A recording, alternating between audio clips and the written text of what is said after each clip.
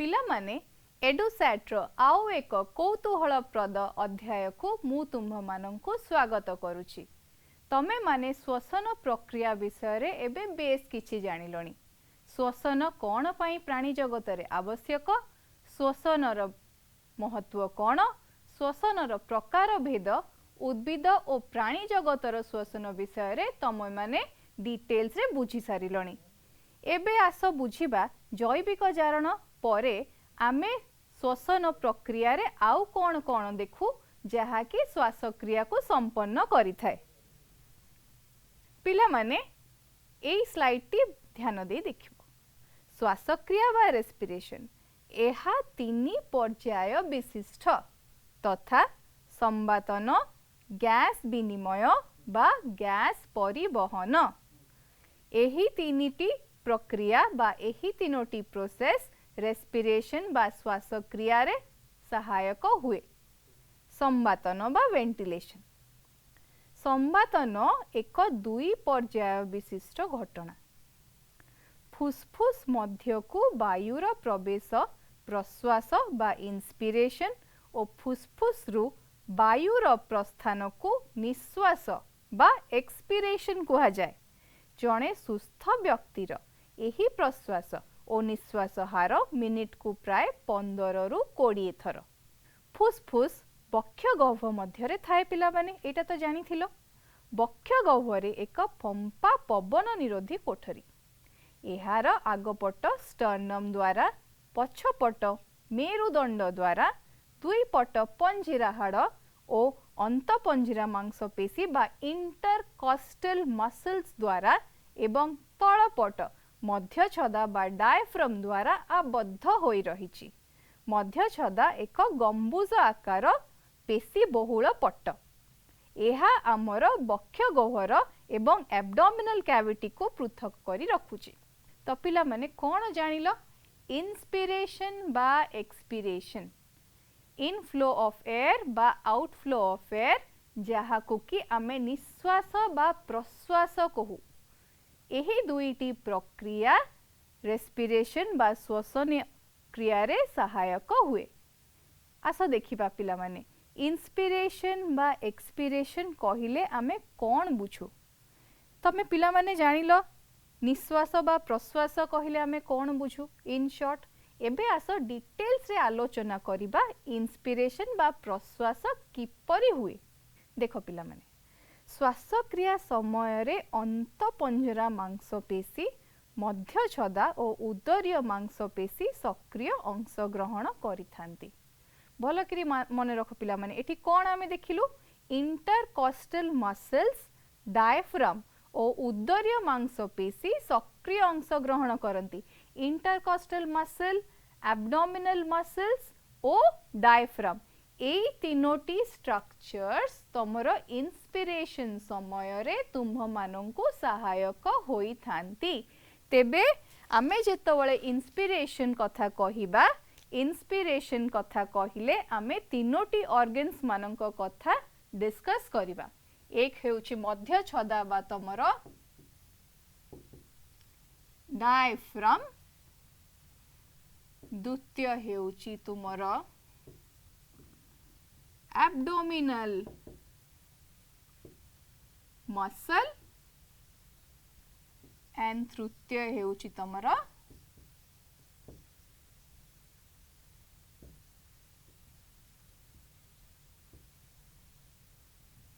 Intercostal muscle. एही तीनोटी structure तम श्वासक्रिया रे सहायक हुअंती। एक्सपेशली को प्रोसेस बळे? प्रश्वास बा इंस्पिरेशन बळे। श्वासक्रिया समय रे अंतपंजिरा मांसपेशी, मध्य छदा और उदरीय मांसपेशी सक्रिय भाग नियंती। प्रश्वास समय रे अंतपंजिरा मांसपेशी संकोचन और उदरीय मांसपेशीर शीतलन घटे। पिला माने भल करी मने रख ए स्लाइड रे मु कोन तमको बुझौची। प्रश्वास समय रे अंतपंजरा मांसपेशीर संकोचन बा रेस्ट्रिक्शन और उदरीय मांसपेशीर शीतलन बा एक्सपेंशन घटे।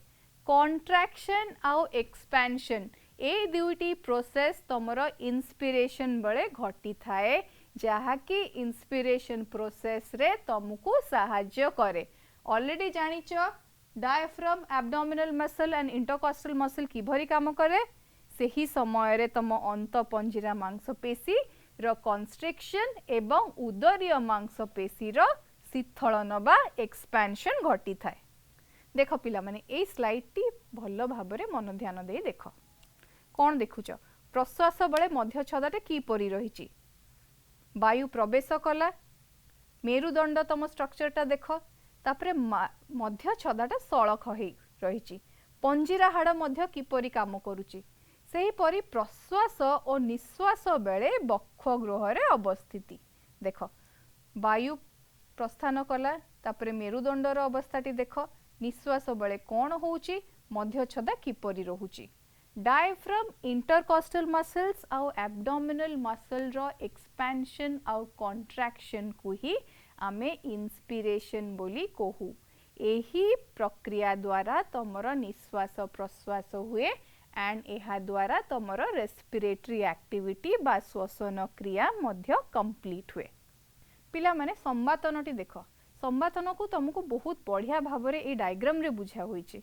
तमे ये स्लाइड रे देखिले जानी परिबो संवातनटी हेउची किपरि बहुत सड़ख भाव में बहुत सिंपल भाव में तुमको बुझा जाईची। ये स्लाइड रे संवातन प्रक्रिया की भली हेउची तमे देखिबो चेस्ट रो पोजीशन केमिति तमे देखिबो स्टर्नम रो पोजीशन केमिति रिब्स रो पोजीशन केमिति लंग कोन करूची डायफ्राम केमिति करूची एंड एक्सहेलेशन बेले चेस्ट कोन करूची डायफ्राम कोन करूची। प्रश्वास बेले द चेस्ट एक्सपैंड्स बा चेस्ट कोन हुए एक्सपैंड करे बड़ हुए। स्टर्नम रिब लंग डायफ्राम कोन हुए से माने सब कॉन्ट्रैक्टिंग पोजीशन रे देखा जानती।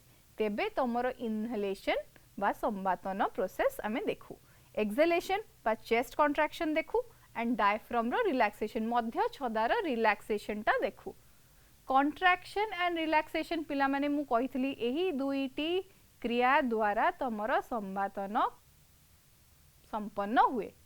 सो तमे देखिलो कौन हुए during the process of inspiration and expiration. तापरे श्वास क्रिया किपरि नियंत्रण हुए पिला माने श्वास क्रिया तमे किपरि नियंत्रण हेबा सेटा हमें जेतल डिटेल्स रे डिस्कस करिबा ए स्लाइड टिको टिके भलो भाबे रे देखि नबा। इनहेलेशन प्रोसेस रे कोन होची एक्सहेलेशन प्रोसेस रे कोन होची तम मध्य छदार पोजीशन टी सबु बेले मार्क करी के देखिबो। स्पाइन टी तमरो केमती रहउची तम लंग्स डिफ्लेट हेउची पवन बाहरुची तम रिब्स तम ट्रैकिया किपरि पोजीशन रे रहउची एंड इन कंट्रास्ट तमरो रिब्स केमिति मूव आउट करूची। द्वितीय डायग्राम रे तमरो फुसफुस किपरि इन्फ्लेट होउची तमरो मध्य छदा बा डायफ्राम किपरि कर्व्ड डाउन पोजीशन रे रहउची। श्वास क्रियार नियंत्रण तमरो जो inflow and outflow of air सेटा किपरि हेउची सेटा ए डायग्राम द्वारा आमे बुझिबा बा आलोचना करिबा। तीनोटी प्रक्रिया हेउची एई स्लाइड टी को भलो भाबरे देखो पिला माने तीनोटी प्रक्रिया विशेष भाबरे मु कहिबी ध्यान दियो। लंग्स किपरि डिफ्लेट होउची तम डायफ्राम किपरि पोजीशन रे रहउची तम ट्रैकिया आउ स्पाइन किपरि पोजीशन रे रहउची। Inhalation is an active process बा सक्रिय प्रक्रिया and exhalation is a passive process. तापरे आरो डायग्राम टी देखो पिला माने ribs move up and down up and out तम लंग्स बा फुसफुस किपरि पवन रे भर्ती हे जाउची आउ तम डायफ्राम टी कि भली कर्व्ड हे जाउची। पिला माने नेक्स्ट स्लाइड रे देखो फल स्वरूप रे गंबुज आकार मध्य छदा सळक बा समतल होई जाय ओ पंजरा हाड़ आगु को उठी आसे। एही प्रक्रिया समय रे बक्ष गह्वर आयतन प्राय 20% वृद्धि पाए एवं बक्ष गह्वर और फुसफुस मध्यस्थ वायुचाप वायुमंडलर वायुचाप ठारू कम थाए। तेणु उच्च वायुचाप थिबा वायुमंडलरु वायु निम्न वायुचाप थिबा फुसफुस मध्य को प्रवेश करे। प्रश्वास एक सक्रिय प्रक्रिया पिला माने ए स्लाइड टी भलो भाबे देखिबो। प्रश्वास को एक सक्रिय प्रक्रिया मध्य कुआ जाए। कौन पाई कुआ जाए कहना फुसफुस भितर को जेपरी पवन जाए एंड पवनटी जेपरी बाहर सेही परी प्रक्रिया को आमे एक सक्रिय प्रक्रिया भाबे कहू। एही प्रक्रिया समय रे बक्ष गह्वर आयतन प्राय 20% वृद्धि पाए। भल करी मन रख पिला माने एही समय रे बक्ष गह्वर एक्टिविटी प्राय 20% वृद्धि पाए। भल करी मन रखिबो। तो आमे कोन देखू ए तीनोटी मसल किपरि काम करे प्लस इन्फ्लेशन एंड डिफ्लेशन किपरि हुए फुसफुस रो से परी आमे संवातन क्रियाटी को केमिति संपन्न करा जाई परिबो ताहा आमे आज विशेष भाबे आलोचना करिलु। तेबे पिला माने तमे जानिलो कि संवातन प्रक्रिया कोन। संवातन प्रक्रियार स्लाइड गुडी को भी तमे देखिलो। प्रश्वास कोन जानिलो। एबे निश्वास विषय टिके जानिबा। निश्वास कहिले आमे कोन बुझू। निश्वास बा एक्सपीरेशन। निश्वास एक शीतलन प्रक्रिया। एही समय रे मध्य छदा ओ अंत पंजरा मांसपेशीर शीतलन घटिबा सह उदरीय मांसपेशीर संकोचन घटे। पंजरा हाड़ पूर्व स्थान को फेरी आसे। मध्य छदा पुणी गंबूज आकार रे होई जाए। बक्ष गह्वर आकार ह्रास पाए ओ एहा फुसफुस उपरे चाप पकई थाए। तेणु फुसफुस मध्यरु वायु बाहर को चली आसे। तेबे पिला माने एक्सपीरेशन प्रोसेस रे आमे जानिलु बा निश्वास प्रोसेस रे आमे जानिलु किपरि वायु बाहर को आसे। आमे जेउ वायुटी को भितर को नेउ सेटा पुणी बाहर को तो आसीबो। किपरि भाबरे वायु बाहर को आसे ताहा आमे एक्सपीरेशन प्रोसेस आलोचना करिबा द्वारा जानिलु। निश्वास एक शीतलन प्रक्रिया सब बेले मन रखिबो। प्रश्वास गोटे सक्रिय प्रक्रिया एवं निश्वास एक शीतलन प्रक्रिया। एही समय रे मध्य पिला माने मन रखिबो तमरो मध्य छदा काम करे, तम अंत पंजरा मांसपेशी काम करे एवं तम उदरीय मांसपेशी मध्य काम करे। उदरीय मांसपेशी रे कोन हुए संकोचन हुए। तमरो मध्य तमरो इंटरकोस्टल मसल्स रे कोन हुए शीतलन घटे एवं मध्य छदार आकारटी चेंज हुए। केमती चेंज हुए से पूर्व परि ता निज स्थान को पळे आसे। गंबूज आकार रे रहे एंड निज स्थान को फेरी आसे। बक्ष गह्वर आकार ह्रास पाए। सबु बेले मन रखिबो पिला माने बक्ष गह्वर आकार मध्य इंस्पिरेशन बा एक्सपीरेशन प्रोसेस रे बहुत सहायक बा बहुत इंपोर्टेंट फैक्टर। तार आकारटी किपरि रहिबो सेपरि आमे भल भाबे मन रखिबा। गंबूज आकार रे सबु बेले मध्य छदा रुए निश्वास रे। प्रश्वास बेले ता आकार केमिति चेंज हुए बा आकार केमिति कंटर्ट हुए से विषय रे आमे डिटेल्स रे एबे आलोचना करिलु। किंतु निश्वास आउ प्रश्वास ए दुईटी प्रोसेस तमरो inflow and outflow of air को कंट्रोल करी थाए। बुझी पारिलो पिला माने। तापरे गैस विनिमय निश्वास और प्रश्वास विषय रे तो आमे डिटेल्स रे बुझिलु। तापरे गैस विनिमयटी कोन।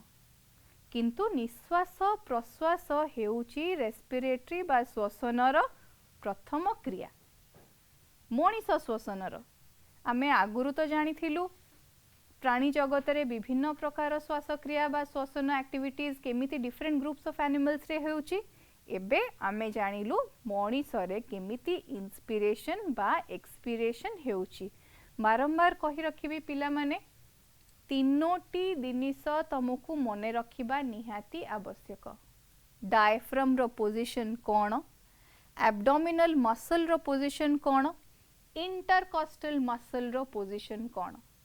इंस्पिरेशन समय रे बा एक्सपीरेशन समय रे मध्य छदा बा डायफ्राम रो आकार की भली चेंज हुए। इंटरकोस्टल मसल की भली काम करे, एब्डोमिनल मसल की भली काम करे एवं निश्वास और प्रश्वास किपरि संपन्न हुए ताहा तम माने मने रखिबा निहाती आवश्यक। आशा करूची पिला माने जेतबळे इंपोर्टेंट की नोट्स मु पढ़िला बळे तुम मानंगु कहूची तुम माने सेगुडी को खाता रे टिपि नउथबो सो दैट तुमको परीक्षा बेले असुविधा हेबो नाही। सबु बेले मने रखिबो इंस्पिरेशन एक्सपिरेशन गैसियस एक्सचेंज एई तीनोटी जानिले आमे गोटे कंप्लीट पिक्चर पाइबा मनीषर श्वासक्रिया किभली संपन्न हुए। गैसियस एक्सचेंज तो तमे लोअर एनिमल्स मानकरे देखिलो प्रोटोजोआ रे केमिति हुए पोरिफेरा रे केमिति हुए बाय डिफ्यूजन आमे प्रथम पर्याय रे डिस्कस करिथिलु आलोचना करिथिलु डिफ्यूजन कोन सेही परी हायर एनिमल्स मानक भितरे मध्य गैसियस एक्सचेंज होई थाए। ए गैसियस एक्सचेंज को आमे डिटेल्स रे आलोचना करिबा। गैसियस एक्सचेंज द्वारा कौन हुए तमे तो देखिलो उद्भिद जगत रे मध्य गैसियस एक्सचेंज हुए एबे प्राणी जगतर गैसियस एक्सचेंज मध्य आमे जानिलु। तापरे नेक्स्ट सेगमेंट रे आमे डिस्कस करिबा गैसियस एक्सचेंज की परी संपन्न हुए। तेबे पिला माने गैस विनिमय बा गैसियस एक्सचेंज कोन भलो भाबे देखो पिला माने ए स्लाइड टी को गैस एक्सचेंज बा गैस विनिमय डिटेल्स रे आलोचना करा होईची। फुसफुस मध्य को वायु प्रवेश कला परे एथि मध्य रे थिबा कोटरिका गुडी को वायु द्वारा पूर्ण करा हुए। साधारणतः बाह्य वायुर अम्लजान सांद्रता अधिक और अंगारकाम्ल सांद्रता खूब कम। तो पिला माने एठी हमें कौन देखिलु oxygen and carbon dioxide concentration gas विनिमय रे एक बड़ भूमिका प्ले करंती। वायु रे थिबा अम्लजानर सांद्रता सबु बेले अधिक मन रखिबो एवं अंगारकाम्लर सांद्रता टिके कम। Concentration of oxygen and concentration of carbon dioxide अम्लजानर सांद्रता सबु बेले अधिक एवं अंगारकाम्लर सांद्रता सबु बेले कम। तो पिला माने कौन देखलु आमे स्लाइड रे आमे जानिलु एही समय रे कोटरिका को घेरी रही थिबा कैपिलरी मध्य रे प्रवाहित हेउथिबा रक्त रे अम्लजानर सांद्रता कम ओ अंगारकाम्लर सांद्रता अधिक। अंगारकाम्लर सांद्रता अधिक पिला माने मने रखो एठी कोन होची कैपिलरी रे केसटा केमिति रिवर्स होची कोटरिका मध्य रे थिबा ऑक्सीजन और कार्बन डाइऑक्साइड गैस और रक्त जालक मध्य रे थिबा ऑक्सीजन और कार्बन डाइऑक्साइड गैस मध्य रे सांद्रतार भिन्नता मध्य थाए। पिला माने सबु बेले मने रखिबो गैसियस एक्सचेंज जोटा आमे देखू बा गैस विनिमय जोटा आमे देखू सेठी ऑक्सीजन और कार्बन डाइऑक्साइड रो सांद्रता हेउची सबुठारो important. Concentration of the respiratory gases are of utmost importance while studying gaseous exchange। तो कौन हुए एथि जोगु कोटरिका मध्यस्थ वायु और रक्त जालक रे प्रवाहित रक्त मध्य रे विसरण प्रक्रिया द्वारा अम्लजान और अंगारकाम्ल गैस रो विनिमय घटे। अम्लजान फुसफुस कोटरिका को रक्त मध्यरु प्रवेश करे और रक्त मध्यरु अंगारकाम्ल गैस फुसफुस कोटरिका मध्य को बाहरी आसे। पिला माने तमे गैस एक्सचेंज तो जानिलो ऑक्सीजन केमती एंटर करे कार्बन डाइऑक्साइड केमती बाहर को जाए एथिरे कौन मने रखिबो ऑक्सीजन और कार्बन डाइऑक्साइड रो सांद्रता हेउची मेजर फैक्टर। ऑक्सीजन और कार्बन डाइऑक्साइड रो कंसंट्रेशन डिफरेंसेस बा सांद्रता रे डिफरेंसेस तमरो oxygen absorption and carbon dioxide elimination रे तुमको सहाय्य करि थाए। तापरे difference in pressure within the lungs pressure within the surrounding organs कोन केमिति तमरो गैसियस एक्सचेंज रे हेल्प करे से गुडिक मध्य जानिलो। पिला माने भलो करी मने रखि थाओ निश्वास बा प्रश्वास परे गैसियस एक्सचेंज बा गैस विनिमय हेउची एक प्रक्रिया जे द्वारा कि तमरो फुसफुस भितरे बा मध्य रे रेस्पिरेटरी एक्टिविटीज अकम्प्लिश हुए। तमे जानिलो गैस विनिमय बेले कौन हुए तापरे ए गैस टा को ट्रांसपोर्ट करिबा भी नित्यांत आवश्यक। गैस एक्सचेंज हेले तो खाली हेइ जिवनी निश्वास प्रश्वास खाली हेइदले तो हेइ जिवनी ए गैस टा को विभिन्न सेल्स बा टिश्यूज को ट्रांसपोर्ट करिबा निहाती आवश्यक। तो गैसियस ट्रांसपोर्टेशन विषय रे आमे जानिबा। पिला माने भलो भाबे मने रख जेतबले तमे रेस्पिरेटरी प्रोसेस डिस्कस करिवो इंस्पिरेशन एक्सपिरेशन गैसियस एक्सचेंज तापरे गैस ट्रांसपोर्टेशन ए चारोटी प्रोसेस विषय रे तमरो क्लियर आइडिया होबा दरकार कोनोसी मसल इन्वॉल्व तुमको पचरा जाई पारे तुमको पचरा जाई पारे difference in oxygen and carbon dioxide concentration कोन तुमको पचरा जाई पारे ए प्रक्रिया रे कोनोसी ऑर्गन सिस्टम इन्वॉल्व अछंती कि नाही what are the organs involve तुमको ए सब प्रकार रो प्रश्न परीक्षा रे पचरा जाई पारे तो बेसिक डिफरेंस हेउची ऑक्सीजन और कार्बन डाइऑक्साइड रो सांद्रता एवं की परी intercostal muscle diaphragm abdominal muscle काम करे इंस्पिरेशन बा एक्सपिरेशन बळे एही सबु प्रक्रिया द्वारा तमर रेस्पिरेटरी एक्टिविटीज फुलफिल होई पारे किंतु प्राणी जगत रे तो तमे विभिन्न प्रकार रो रेस्पिरेटरी एक्टिविटीज देखिलो अभिका हमें जानिबा पिला माने गैस ट्रांसपोर्टेशन कोन गैस ट्रांसपोर्टेशन कोन मते कहिलो पिला माने तमे कोन बुझुचो गैस ट्रांसपोर्टेशन आम ऑर्गन्स और टिश्यूज को ए प्योर गैस टी केमिति पहुँचब ट्रांसपोर्ट माने तमे कौन बुझ यातायात से ही परी आमर बॉडी रे किपरी ए गैस रो यातायात hub so that A gas आमर प्रति कोष रे पहुँची पारिबो ताकू आमे गैस परिवहन बा गैस ट्रांसपोर्टेशन प्रक्रिया मध्य कहू ए गैसियस ट्रांसपोर्टेशन बा गैस परिवहन प्रक्रिया टी कोन आमे आगु को आलोचना करिबु गैस विनिमयटा बुझिलो पिला माने गैस विनिमय बुझिबा निहाती आवश्यक कारण गैस विनिमय बुझिला परे ही आमे गैसियस ट्रांसपोर्टेशन को जिबु गैस विनिमय आगुरु कोन हेची इंस्पिरेशन एक्सपिरेशन तापरे गैसियस एक्सचेंज तापरे गैस ट्रांसपोर्टेशन तो क्रमानुसार पिला माने तमे घटना गुडी को मने रखिबो आगो कोन हैला तमे देखिलो इंस्पिरेशन तापरे एक्सपिरेशन तापरे देखिलो तो माने गैस एक्सचेंज तापरे देखिबो तो माने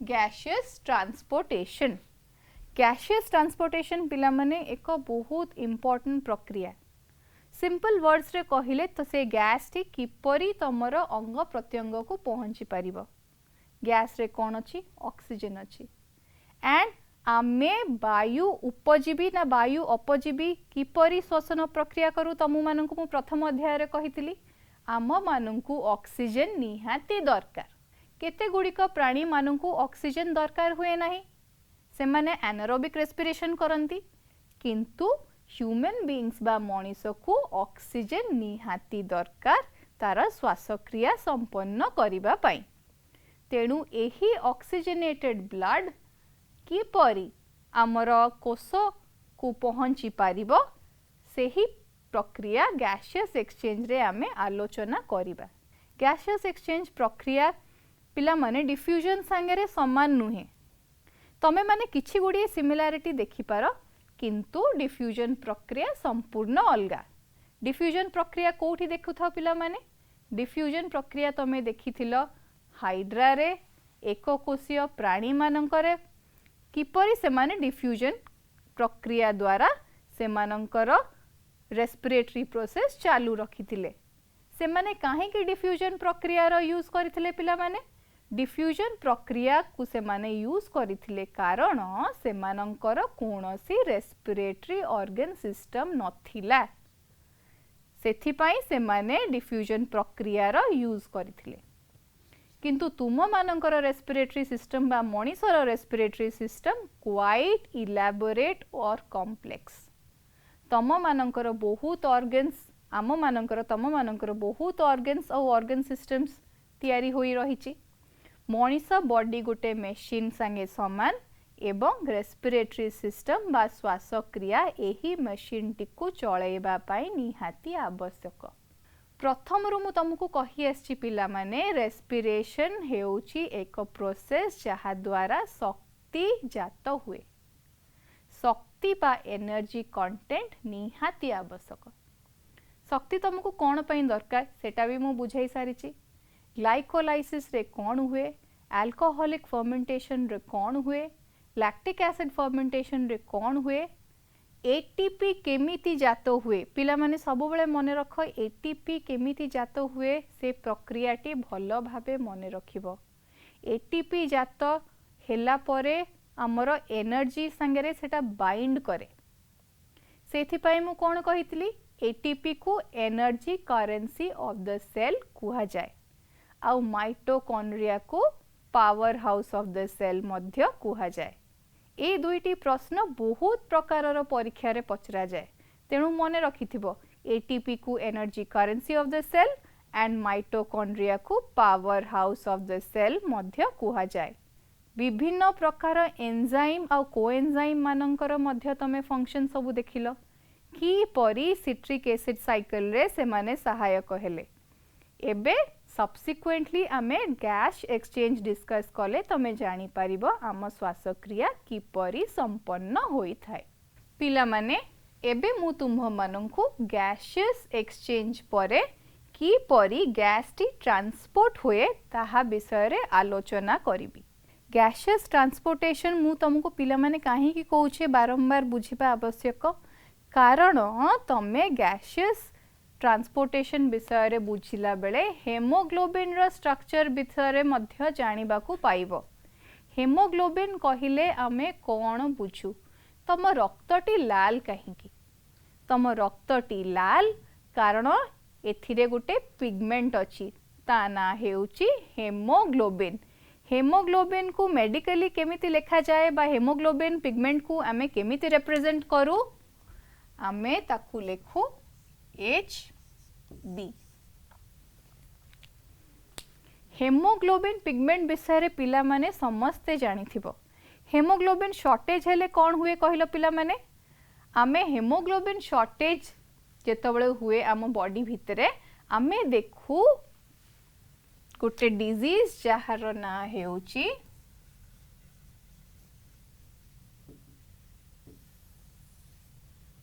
एनीमिया।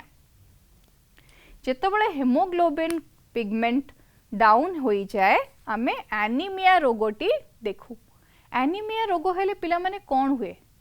शॉर्टनेस ऑफ ब्रेथ हुए, मनीष ठीक भावे निश्वास नहीं पारेनी, मनीष ठीक भावे काम करि पारे नाही, मनीष को थक्का लगे, मनीष ठीक भावे तार डेली लाइफ रे एक्टिविटीज मध्य करि पारे नाही। तेबे हेमोग्लोबिन एते इम्पोर्टेंट काहेकी? हेमोग्लोबिन रो विशेषत्व कौन और गैस ट्रांसपोर्टेशन पाई हेमोग्लोबिन रो आवश्यकता कौन ताहा चलो पिला माने आमे आलोचना करिबा। गैस ट्रांसपोर्टेशन को आमे स्टेप बाय स्टेप स्लाइड द्वारा बुझिबा। गैस ट्रांसपोर्टेशन कौन? रक्त रे लोहित कणिका बा आरबीसी रे हेमोग्लोबिन थाए। एही अम्लजान ग्रहण करी ऑक्सी हेमोग्लोबिन रे परिणत होई जाए। तेबे पिला माने कौन देखो एठी आमे ऑक्सीजन एवं हेमोग्लोबिन दुई जण कंबाइन करी गुटिए कंपाउंड तैयारी करंती। से कंपाउंड रो नाटी कौन? से कंपाउंड रो ना हेउची ऑक्सी हेमोग्लोबिन। भल करी मने रख पिला माने oxygen combines with haemoglobin to form an unstable compound जहार नाम हेउची ऑक्सी हेमोग्लोबिन।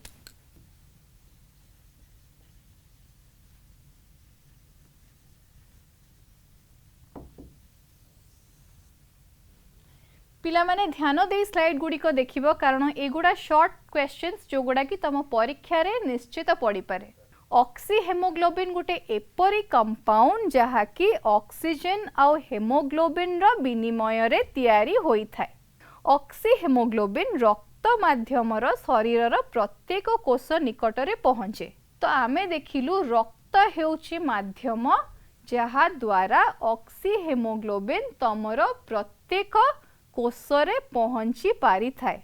तमरो प्रत्येक कोष को शक्ति निहाती आवश्यक। तेणु ऑक्सी हेमोग्लोबिन रक्त द्वारा तमर बॉडी रो प्रतिटी सेल को पहुंची पारे। तापरे कौन हुए ऑक्सी हेमोग्लोबिन पहुंचला परे तम सेल्स रे कौन हुए कोष निकट रे ऑक्सी हेमोग्लोबिन भांगी अम्लजान और हेमोग्लोबिन सृष्टि करे। मु जो हेमोग्लोबिन पिगमेंट विषय रे तुमको एते कहूथिली oxyhaemoglobin is an unstable compound जोटा कि तुम कोष मध्य को पहुंची जाए और सेठी तार विघटन घटे। तापरे भांगिबा द्वारा कौन पाऊ ऑक्सीजन पाऊ एंड हेमोग्लोबिन पाऊ। ऑक्सीजन तो तुम पई कौन पई आवश्यक निहाती जानिच श्वास क्रिया पई तमर ऑक्सीजन निहाती आवश्यक। एवं हेमोग्लोबिन एमती गोटे पिगमेंट जहा कि तमर हेमोग्लोबिन शॉर्टेज हेले एनीमिया हुए आयरन लॉस हुए केते कॉम्प्लिकेशंस ह्यूमन बॉडी रे डेवलप करे। तेणु पिला माने इंपोर्टेंस ऑफ हेमोग्लोबिन निहाती मने रखिबो। तेणु ऑक्सी हेमोग्लोबिन भांगी गला परे अम्लजान और हेमोग्लोबिन सृष्टि हुए। एही अम्लजान कोष मानक मध्यरु प्रवेश करे। एही अम्लजान कोष ईच सेल तमर बॉडी रो ईच सेल भितर को एही अम्लजान प्रवेश करे एवं कोष मानक निर्गत अंगारक अम्ल गैस रक्त को चली आसे। किंतु तमे तो आगुरु जानिथिलो कार्बन डाइऑक्साइड भी एलिमिनेट होबा निहाती दरकार। तेबे वंस ए ऑक्सीजनेटेड ब्लड तमर सेल्स को पहुंचे तमर डीऑक्सीजनेटेड ब्लड पुणी ब्लड स्ट्रीम को फेरी आसे। सेही डीऑक्सीजनेटेड ब्लड तम ब्लड स्ट्रीम को फेरी आसिले by the process of expiration सेटा बाहर को जीव। तेणु आमे देखिलु किपरि भाबरे oxygenated and deoxygenated blood in and out of the cells करे। तेणु ए प्रोसेस टी को गैस ट्रांसपोर्टेशन बोली कुहा जाइछि। कोष निकटरे ऑक्सी हेमोग्लोबिन भांगी अम्लजान और हेमोग्लोबिन सृष्टि होई थाए। एही अम्लजान कोष मानक मध्य को प्रवेश करे एवं कोष मानकरु निर्गत अंगारक अम्ल गैस रक्त को चली आसे।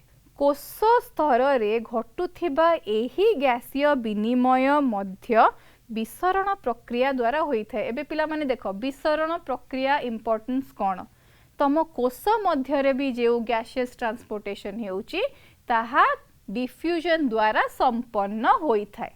कोष भितरे डिफ्यूजन रो इंपोर्टेंस कोन कहिले पिला माने एबे आमे बुझिबा जेपरि कि हाइड्रा प्रोटोजोआ पॉरीफेरा विभिन्न प्रजातीय प्राणी रे आमे देखुथिलु डिफ्यूजन कार्यकारी हेउथिला सेपरि मध्य तम कोष रे मध्य डिफ्यूजन प्रक्रिया द्वारा कार्बन डाइऑक्साइड एलिमिनेशन होई पारे।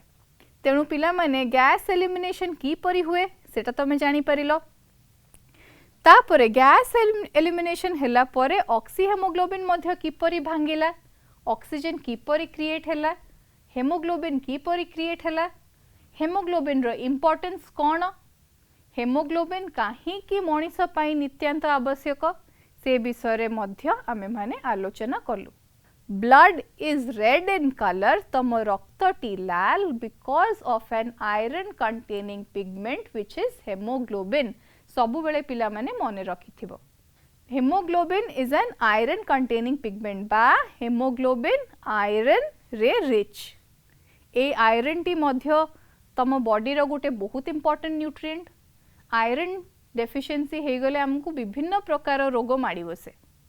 हेमोग्लोबिन कंटेंट कम हेउ किंबा आयरन कंटेंट कम हेउ हमकु विभिन्न प्रकार रोग माडी बसे।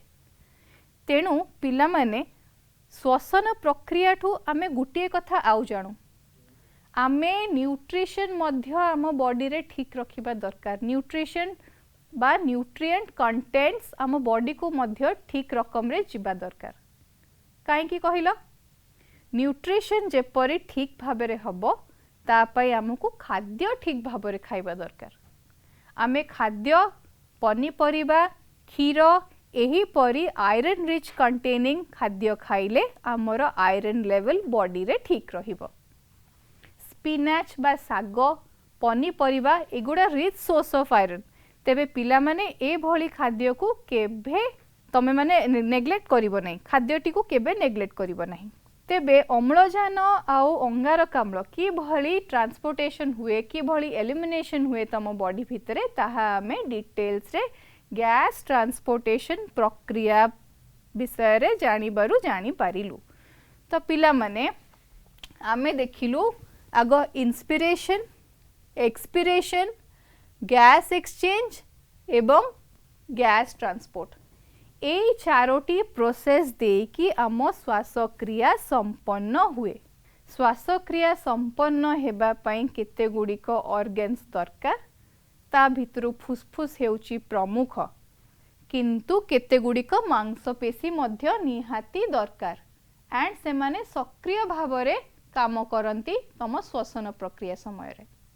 कौन से गुड़िक पुणी थरे कहि देउची, मध्यछदा बा diaphragm, abdominal muscle, intercostal muscle. ए तीनोटी मांसपेशी बा ए तीनोटी ऑर्गन्स तमको श्वासक्रिया बेले सहायक हुवंती।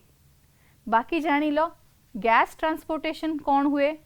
गैस ट्रांसपोर्टेशन बेले जेतबेले तमरो डिफ्यूजन प्रोसेस हुए बा गैस विनिमय हुए, ऑक्सीजन आउ कार्बन डाइऑक्साइड केमिति एक्सचेंज हुए, कार्बन डाइऑक्साइड केमिति एलिमिनेट हुए एवं ऑक्सीजन तम कोष को केमिति पहुँचे, ऑक्सी हेमोग्लोबिन भांगी किरी हेमोग्लोबिन केमिति तैयारी हुए, ताहा आमे ए प्रोसेस बा ए प्रक्रिया पढ़िबा द्वारा जानी पारिले।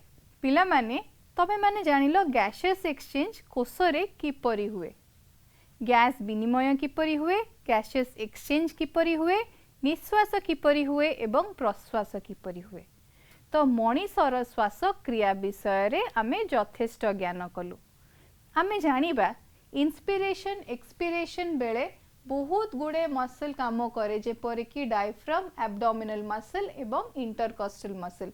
ऑक्सी हेमोग्लोबिन किपरि तैयारी हुए, ऑक्सी हेमोग्लोबिन किपरि भांगे, हेमोग्लोबिन रो विशेषत्व कौन, यह सबू आमे गैसियस ट्रांसपोर्टेशन माध्यम रे जानी पारिलु। बट गैसियस ट्रांसपोर्टेशन यही टर्म टा कहीं एमती कहई पिला माने कहलो, गैस जेहेतु गुटे सेल रु आउ गुटे सेल बा डिफरेंट टिश्यूज को ब्लड द्वारा ट्रांसपोर्ट हुए बा रक्त द्वारा ट्रांसपोर्ट हुए, यही प्रक्रिया को गैसियस ट्रांसपोर्टेशन बोली कुहा जाइछि। पिला माने आमे तो जानिलु श्वासक्रिया किभଳି संपन्न हुए। तो एबे तुमको पुणी थरे मने पकाई देबी मूलरू मनीषर श्वसनर विशेषत्व बा प्राणी जगतरे श्वसनर विशेषत्व कौन। पिला माने तमे तो जानी थिबो मूलरू मु कहि आसुची एनर्जी प्रोडक्शन बा शक्ति रो उत्पादन हेउची रेस्पिरेशन बा श्वसन प्रक्रिया रो मेन मूल काम। तेबे गुटिए लाइन रे जदि आमे रेस्पिरेशन को डिफाइन करिबा, आमे कहिबा cellular process of oxygen utilisation बा जेउ प्रोसेस द्वारा कोष मध्य रे आमे ऑक्सीजन को यूटिलाइज करू कोन पाई, to produce energy along with carbon dioxide. Energy produce हुए अलोंग विथ कौन पिला माने कार्बन डाइऑक्साइड, शक्ति को प्रोड्यूस करू, शक्ति निर्गत हुए एंड तमरो अंगारकाम्ल रिलीज हुए।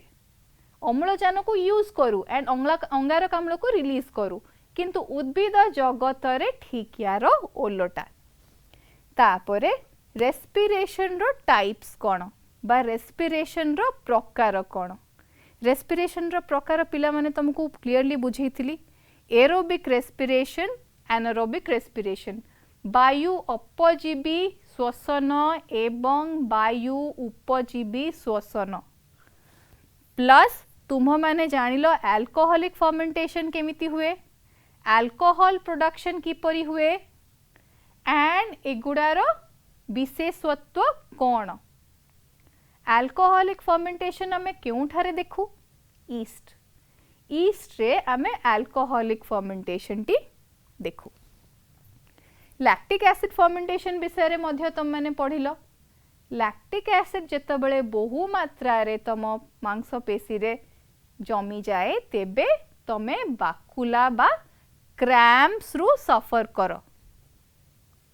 एक्यूमुलेशन जेतबेले हे जाए लैक्टिक एसिड रो तमरो सेल्स भितर स्पेशली मसल सेल्स तमे क्रैम्प्स बा वैक्यूला सफर कर लैक्टिक एसिड फर्मेंटेशन बड़े मध्य एनर्जी प्रोड्यूस हुए पिला माने तमे माने भलो भाबे मने रख कि एनर्जी प्रोडक्शन हेले भी the number of ATP molecules बा जो एटीपी अणु प्रोड्यूस होची ताहा aerobic aspiration and anaerobic respiration रे भिन्न केउठी 38 एटीपी मॉलिक्यूल्स प्रोड्यूस हेलानी तो केउठी 2टी एटीपी मॉलिक्यूल्स प्रोड्यूस हेलानी केउठी ऑक्सीजन दरकार किंबा केउठी ऑक्सीजन दरकार नाही ए दुईटी जिनस तम माने भलो भाबे मने रखिबो तापरे एरोबिक रेस्पिरेशन और एनारोबिक रेस्पिरेशन रो बेसिक डिफरेंस तो जानिलो एरोबिक रेस्पिरेशन को केमिति आमे डिफाइन करिबा एरोबिक रेस्पिरेशन रे ऑक्सीजन गैस निहाती दरकार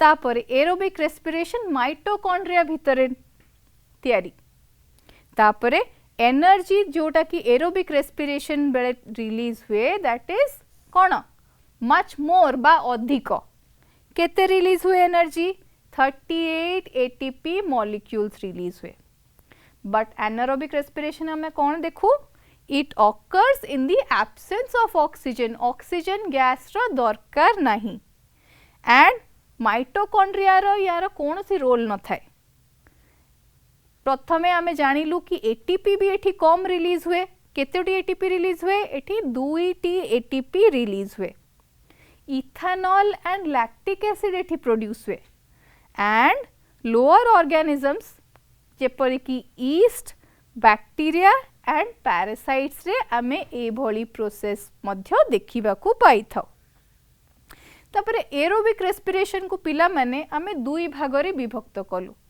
कौन से दुईटी डायरेक्ट रेस्पिरेशन आउ इनडायरेक्ट रेस्पिरेशन डायरेक्ट रेस्पिरेशन कोठी देखु पिला माने it occurs at one place गोटे जगह रे ऑकर करे एंड किपरि प्लेस एंड किपरि भाबरे ऑकर करे डिफ्यूजन प्रक्रिया द्वारा between the cells of the body and water जोटा कि तुमरो सराउंडिंग एनवायरनमेंट एंड एटा भी मध्य हमें लोअर ऑर्गेनिजम्स रे देखु जेपरि कि एमीबा एंड एपरि कि माने कोन करंती कहले पिला माने direct contact with the environment the body of the organism is in direct contact with the environment but indirect respiration रे हमें कोन देखु द बॉडी सेल्स बा तमरो कोष they do not come in direct contact with the environment हैला and respiratory gases बा carbon dioxide oxygen जे कौन से भी रेस्पिरेटरी गैसेस इन्वॉल्व हुए तारो एक्सचेंज हुए एंड एक्सचेंज बॉडी रो दुईटी तीनोटी साइड रे मध्य हे पारे तापरे on the basis of gas exchange किपरि होउची ता बेसिस रे आमे रेस्पिरेशन को दुई भागरे मध्य विभक्त करि पारिबु कौन से दुईटी external respiration and internal respiration external respiration और इंटरनल रेस्पिरेशन रो डिफरेंस कौन कहले मते पिला माने बहुत इजी ना रो ही जाना पड़े एक्सटर्नल रेस्पिरेशन एक physical process and internal respiration गोटे साइकोलॉजिकल प्रोसेस भलो करी मन रखिबो पिला माने एक्सटर्नल रेस्पिरेशन हेउची गोटे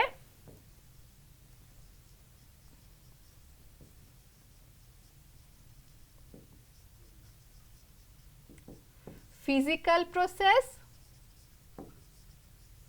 and internal respiration हेउची एक physiological process और physiopathological process तापरे external respiration रे हमें कौन देखू gaseous exchange टा respiratory surface दे occur करे respiratory surface का कथा में चिंता कर आमे डिस्कशन करिथिले तापरे तमे देखु आमे देखु कि एक्सटर्नल रेस्पिरेशन रे माइटोकॉन्ड्रिया किंबा एंजाइम रो कोनोसी रोल नाही एक्सटर्नल रेस्पिरेशन रे पिला माने माइटोकॉन्ड्रिया किंबा तार जे कोनोसी एंजाइम बा कोएंजाइम रो कोनोसी प्रकार रो रोल नाही किंतु इंटरनल रेस्पिरेशन रे तार just opposite mitochondria and enzymes बहुत इन्वॉल्व इंटरनल रेस्पिरेशन रे तापरे पिला माने आमे देखिलु विभिन्न प्रकारर प्राणी विभिन्न प्रकारर रेस्पिरेशन करि थांती। आमे कहा कहा विषय रे सेठी पढ़िलु, आमे पढ़िलु डिफरेंट रेस्पिरेटरी ऑर्गन्स विषय रे। कौन कौन पढ़िलु? Skin, lungs, book lungs, स्पाइरकल,